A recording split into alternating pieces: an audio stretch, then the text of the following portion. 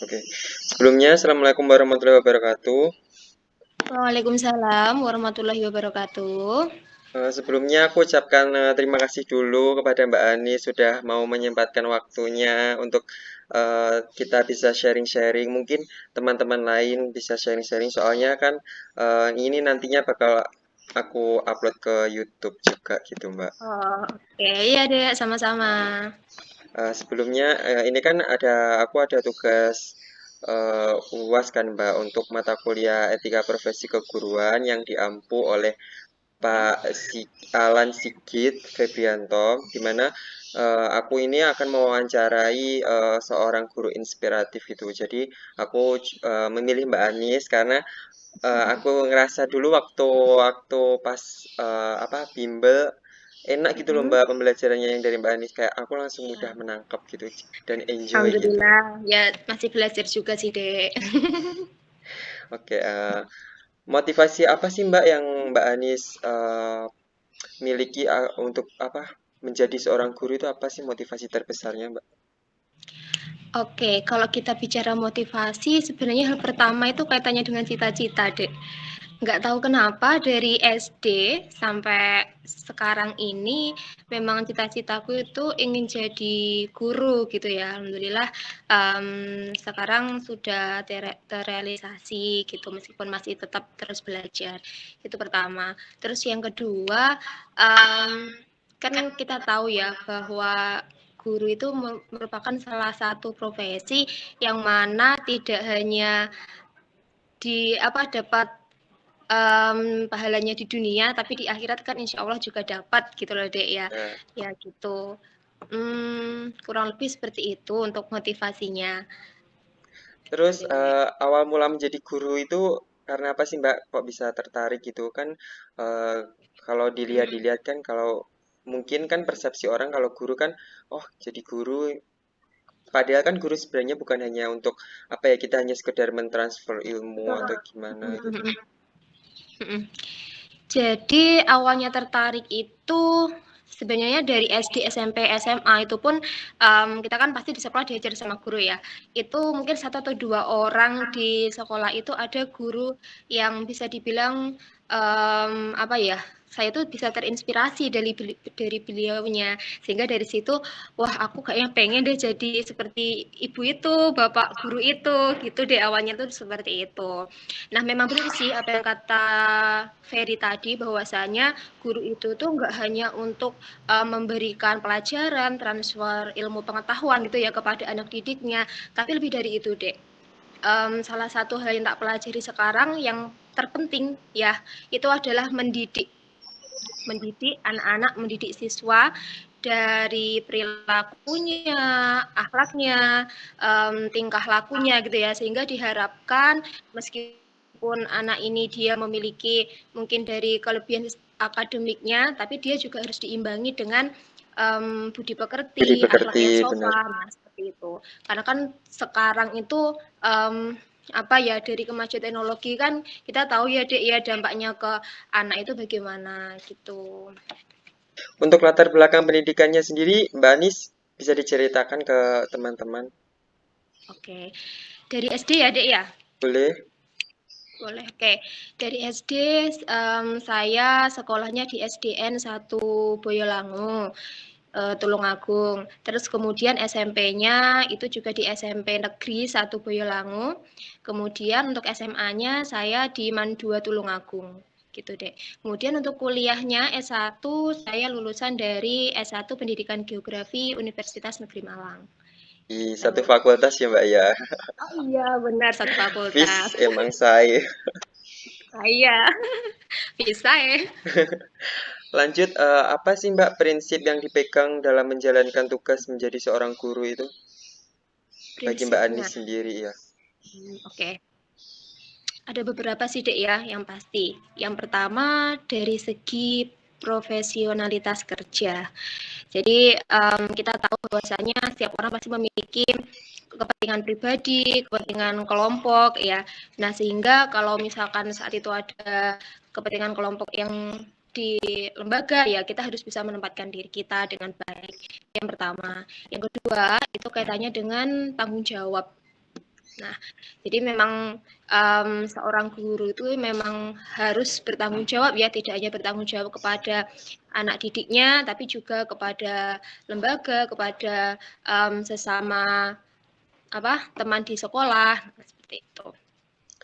Terus disiplin waktu, salah satunya gitu. Terus apa ya Dek ya, saling mengerti aja sih dengan keadaannya siswa. Karena kan kita tahu latar belakang siswa itu berbeda-beda ya Dek ya. Berbeda-beda, Jadi ya benar. iya benar. Jadi sebisa mungkin kita sebagai pendidik itu juga harus memahami latar belakangnya sehingga ketika nanti kita proses pembelajarannya di kelas pun kita Tidak bisa menyesuaikan. mengintervensi, benar. Betul, betul banget. Mm. Untuk sekarang Mbak Anis ini mengajar di mana Mbak? Atau pernah mengajar di mana? Boleh diceritakan pengalaman mengajarnya selama ini? Oke, jadi sebenarnya sebelum lulus kuliah itu sekitar semester 5 ya, Dek, ya kalau nggak salah di UM itu saya udah ditawari untuk masuk ke bimbel. Bimbelnya bisa disebutkan apa enggak ya? Boleh, boleh silakan Mbak, nggak apa-apa. Oh, boleh, boleh. Oke, jadi masuk di semester 5 saat itu di Bimbel Primagama ya, cabang Arjuno Malang saat itu. Itu sampai tahun 2019 karena saat itu saya lulusnya 2018. 18. Kemudian saya nambah setahun lagi deh di Malang. Jadi selain nyambi di Bimbel Primagama tadi, kemudian mulai tahun 2018 tahun ajaran baru waktu itu saya juga ngajar di MA Al Amin di Malang gitu. Nah, kemudian tahun 2019 kan saya balik kampung nih Balik ya, pulang kampung. ke Tulungagung. Ya, nah setelah sampai Tulungagung ini saya ngajar di Bimbel IB Course. Nah, ini tempatnya Ferry juga ya, kita Ya, bertemu di situ ya, Ferry ya. betul. Iya. Oke, jadi di IB Course itu alhamdulillah sampai sekarang juga masih. Nah, selain itu saya juga ngajar di SDN 1 Boyolangu gitu deh. Berarti sekarang eh, tetap di bimbel IB Course sama di SD Boyolangu ya Mbak ya? Ya, betul sekali, Ferry. Oke. Lalu menurut Mbak Ani sendiri apa sih Mbak guru itu bisa dikatakan menjadi apa ya guru profesional itu menurut Mbak Anis itu bagaimana? Hmm. Bisa dikatakan Oke, profesional. guru profesional. Ada beberapa yang jelas. Yang pasti guru yang profesional itu harus tahu tugasnya di kelas gitu ya. Terus bagaimana memberikan materi kepada anak-anak Anak-anak. supaya anak-anak itu lebih paham. Dan sekarang tipe pembelajaran yang sekarang kan juga berbeda ya Dek ya. Jadi kita harus lebih kreatif juga agar anak-anak itu bisa lebih aktif lagi di kelas, tidak monoton juga. Nah, seperti itu. Terus selanjutnya adalah kaitannya dengan administrasi kelas, Dek. Kan saya sendiri itu jadi guru kelas ya, Dek ya. Jadi kalau guru kelas kan administrasi kelas itu kan harus Benar. lengkap. Nah, dari situ harus melengkapi administrasinya. Terus kemudian kayak tadi kaitannya dengan memahami peserta didik Setelah didik. dengan latar belakang yang berbeda seperti yang tadi. Lalu Mbak Ani sendiri bagaimana Mbak tanggapan melihat pendidikan untuk saat ini? Kan kalau saya sendiri ya, kalau akan ada apa ya, ada tanggapan kalau misal ganti menteri atau ganti apa itu kan mesti ganti kurikulum juga kan. Itu kan Ya menurut saya ya. kan apa ya, ada sisi positif juga, ada sisi negatifnya Oh. juga kan. Lalu apa sih tanggapan Mbak Anis gitu? Oke. Kalau sekarang kan istilahnya kumer ya, Dek ya. Ya, Kurikulum Merdeka. Kebetulan saya sendiri itu juga sekarang ngajar kelas 4 SD dan tahun ini untuk kelas 1 dan 4 itu percobaan kurikulum merdeka di sekolah gitu. Benar seperti yang kata Ferdi tadi bahwasanya setiap kurikulum itu pasti ada dampak positif sama negatifnya. Tapi bukan berarti setiap ganti menteri itu ganti kurikulum. iya, Saya sebenarnya saya pribadi kurang setuju ya karena saya yakin Bapak Menteri Pendidikan itu pasti memiliki gebrakan-gebrakan yang berbeda gitu Berbeda, ya. bener. Jadi ya pasti ada dampak positif sama negatifnya. Kalau menurut saya dampak positifnya itu um, dari segi apa ya, gurunya itu lebih dipermudah, Dek. Pertama dari administrasinya. Kalau dulu sebelumnya ini RPP itu kan tebel, banyak gitu kan Bener. ya.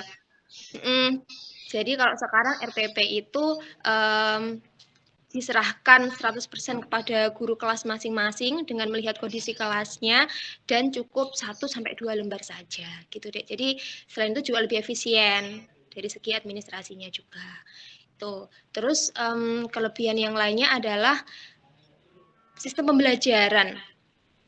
Jadi kalau sistem pembelajarannya itu kan memang diserahkan kepada guru kelas masing-masing gitu ya, Iya, tidak harus lebih dibebaskan gitu. mengikuti. Benar dibebaskan. Jadi guru kelas bisa memilih metode, bisa memilih apa ya materi pembelajaran Pembelajaran. itu yang disesuaikan dengan kondisi siswa saat ini gitu deh. Terus kalau kekurangannya uh, mungkin lebih banyak waktu kali ya untuk memerlukan banyak waktu untuk metode pembelajarannya karena metode pembelajaran yang aktif kan sekarang memang lebih kepada sistem kelompok gitu ya. Kelompok. Jadi kalau sistem Bener. kelompok itu karena siswa itu dalam satu kelompok biasanya terdiri dari berbagai jenis latar belakang.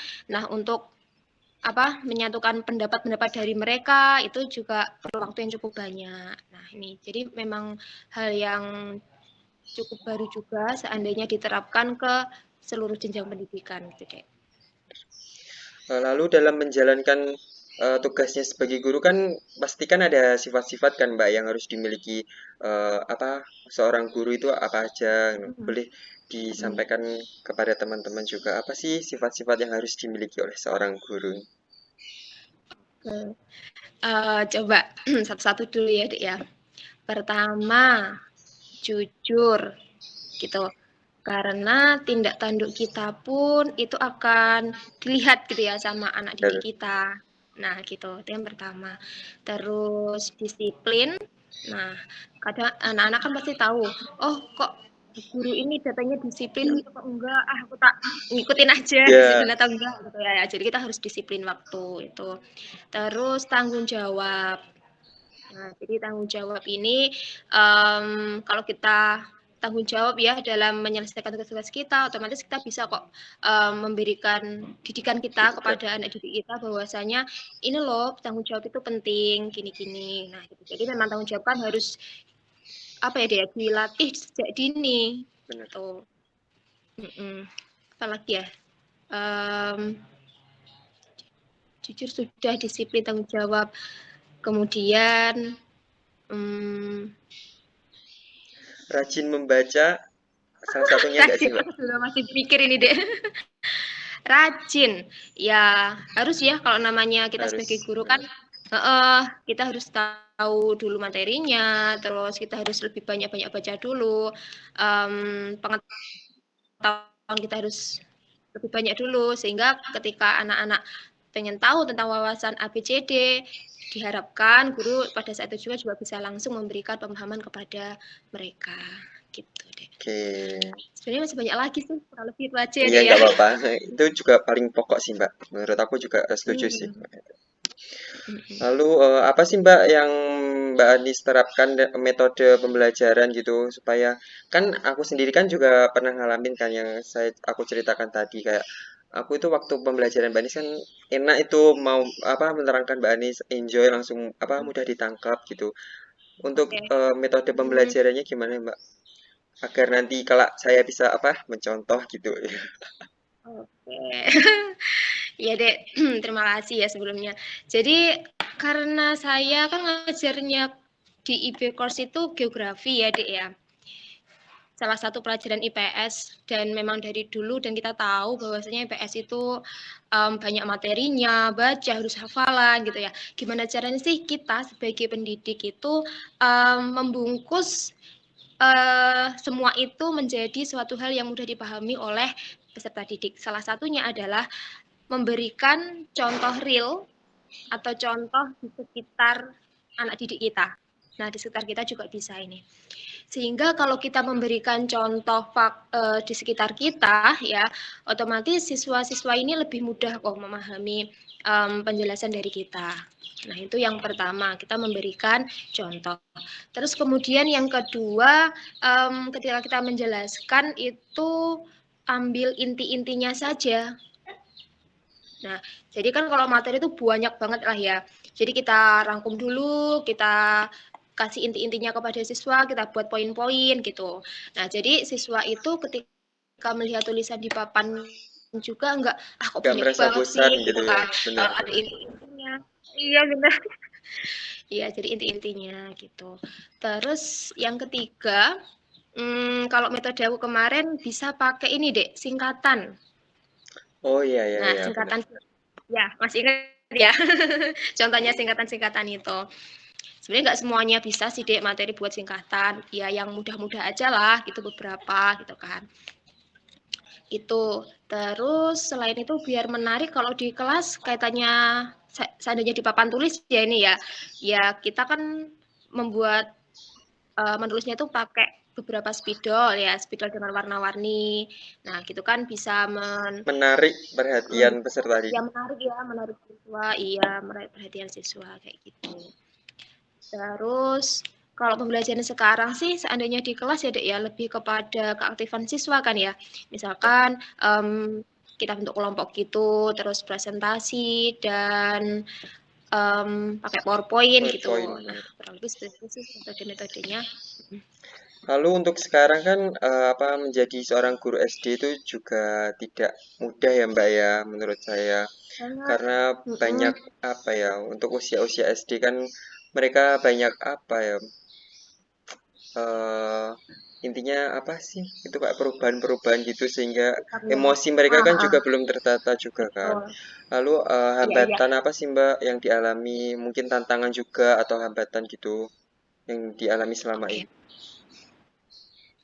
Iya, bayangkan aja kalau dulu Ferry masih kecil, masih SD ya, kan setiap jenjang umur itu kan berbeda ya, Dek ya. Jadi guru ketika menjadi guru ya, menjadi pendidik di SD sama SMA pun kan otomatis berbeda gitu. Memang awalnya saya cukup kaget karena saya sendiri backgroundnya itu bukan guru SD gitu ya, Dek ya. Ya, Backgroundnya itu adalah guru SMA. Jadi perlu butuh waktu yang lama untuk adaptasi gitu deh. Nah, salah satu beberapa hambatannya yang pernah saya alami di awal-awal waktu itu adalah um, mengendalikan emosi saya sendiri sebenarnya. Kan gini, waktu itu kan ngajar anak kelas 2 awal-awalnya. Ya tahulah ya anak kelas 2 kan ya lebih pasti banyak itu susah diatur. susah diatur juga. Jadi kadang saya agak naik darah itu. Tapi udah habis itu, ya udah kenapa ya kok tadi naik darah. Jadi sebenarnya kayak tadi itu apa ya, setelah aku agak marah gitu, nyesel gitu loh Dek Nyesel. sebenarnya. Iya. Nyesel. Udah kan habis itu apa diskusi sama teman-teman yang udah terbiasa sama anak-anak, dikasih masukan-masukan, ya udah kayak gitu. Jadi pertama tadi itulah belum bisa mengendalikan emosi saya sendiri. Terus yang kedua, menyesuaikan dengan materi yang sulit karena saya sendiri ya belum pernah tahu ya Belum pernah ya, materi tema backgroundnya kan juga apa. dari apa geografi gitu kan Mbak. Jadi kan belum terlalu Mm-mm, mendalami betul materi di SD gitu. mm-mm. Iya betul Dek. Itu kaitannya dengan penguasaan materi yang masih kurang gitu ya. Terus yang ketiga, yang jelas waktu awal-awal dulu belum bisa memahami karakter siswa. Siswa. Setiap siswa itu belum bisa. Nah, karena kan untuk memahami karakter itu memang butuh waktu ya. Dengan berjalannya waktu itu ya sedikit-sedikit kita bisa memahami karakter masing-masing siswa. Gitu. Terus kaitannya dengan pengelolaan kelas. Kan kalau um, anak SD itu kalau memberikan materi apa ya kita tuh kayak ngomong gitu dek ngomong mereka iya kan ngomong mereka mereka nggak bisa kita tuh harus muter satu persatu gitu udah kadang kita udah muter terus masih banyak yang Banyak belum belum bisa paham ya. Menurunkan iya ego itu ya Mbak yang agak sulit ya. iya benar melatih kesabaran juga dek gitu kesusahannya itu Tapi beda ya kalau anak SMA kan kalau misalkan kita udah jelaskan kan lebih banyak mereka lebih memahami gitu Memahami, ya. benar. Hmm, Menangkap. jadi pengelolaannya lebih mudah kalau anak-anak SMA gitu deh. Harapan Mbak Anis apa sih Mbak untuk guru ke depannya? Mengingatkan kayak persaingan ke depan kan akan semakin sulit juga kan Mbak. Oke, yang pasti kita harus apa ya dari diri kita sendiri itu harus memiliki sikap-sikap yang baik lah dek. Jadi sikap-sikap yang baik ini kaitannya dengan tadi tanggung jawab terutama. Jadi kalau kita tanggung jawab, orang itu pasti akan percaya kok dengan kita gitu ya. Tugas-tugas apapun yang diberikan kepada kita sebisa mungkin kita menyelesaikannya dengan tepat waktu gitu. Kemudian profesionalitas kerja itu juga harus diutamakan, Dek, ya. Karena kita ada di lembaga banyak orang dengan banyak permasalahan yang kompleks juga. Nah, bagaimana caranya kita itu memanage diri kita untuk apa ya? Mengerjakan tugas-tugas tersebut itu dengan baik gitu. Kemudian manajemen time Itu sangat harus penting ya manajemen Mbak, sangat penting sangat menurut saya. penting. Ya, benar-benar sekali. Terlepas dari apapun itu ya, jadi manajemen time itu pasti perlu banget bagi diri kita sendiri. Gitu, Dek. Terus sama kita harus bisa meningkatkan kualitas diri kita. Nah, kualitas diri kita itu kaitannya dengan penguasaan materi, pengelolaan kelas gitu ya. Nah, kurang lebih seperti itu, Dek, dari saya. Oke, terakhir nih Mbak, mungkin ada yang bisa Mbak Anis sampaikan kepada saya dan teman-teman yang lainnya. Apa sih Mbak yang bisa apa ya motivasi gitu supaya saya dan teman-teman yang lainnya yang nantinya akan diproyeksikan menjadi seorang guru ini. Hmm. Oke. Untuk Ferry ini dan teman-teman semuanya ya, pertama saya sangat bangga dan senang sekali bisa berjumpa, bisa berkenalan dengan Ferry dan teman-teman saat kelas dulu dan sekarang melihat Ferry sudah di kampus berjuang gitu ya itu wah, sangat luar Alhamdulillah. biasa sekali. Saya sebagai kakak pendamping kakak pendamping waktu itu jadi bangga sekali gitulah dek. Kemudian motivasinya adalah yang pasti semangat, harus semangat. Sekarang masih kuliah ya, anggap aja kamu sekarang lagi berperang nih. Jadi gunakan kesempatan ini tuh sebaik-baik mungkin gitu deh. Ingat dulu saya udah pernah bilang ya, mungkin di kelas bahwasanya tujuan kamu belajar di kampus ya, tujuan utamanya itu adalah untuk belajar. Nah, jangan sampai tujuan pertama ini kalah lah ibaratnya kalah dengan kegiatan-kegiatan kamu yang lain.